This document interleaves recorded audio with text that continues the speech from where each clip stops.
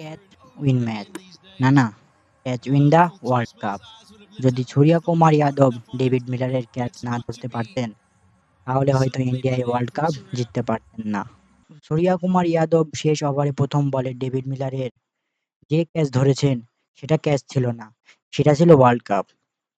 Catch ধরার পরে সবাই শিওর হয়ে গেছে যে এবার ইন্ডিয়া ওয়ার্ল্ড কাপ জিতে গেছে। ৩০ বলে সাউথ আফ্রিকার দরকার ছিল ৩০ রান।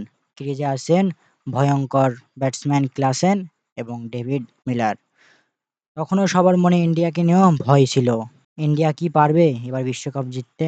বুমরা, হার্দিক পান্ডিয়া এবং আশদীপ এর গুড বোলিংয়ে সাউথ আফ্রিকায় শেষ ওভারে দরকার ১৬ রান। স্ট্রাইকে ডেভিড মিলার। হার্দিক পান্ডিয়ার প্রথম বলে উড়িয়ে মারেন ডেভিড মিলার। বাউন্ডারি লাইনের সামনে থেকে দারুণভাবে সূর্যকুমার যাদব সে ক্যাচটি ধরে ফেলেন। ইন্ডিয়ার জন্য এটি প্রথমবারের মতো নয়। এর আগে অস্ট্রেলিয়ার সাথে অক্ষর প্যাটেল মিচেল মার্শের যে ক্যাচটি ধরেছেন, সেটি ওয়ার্ল্ড কাপ জেতানোর ক্যাচ ছিল।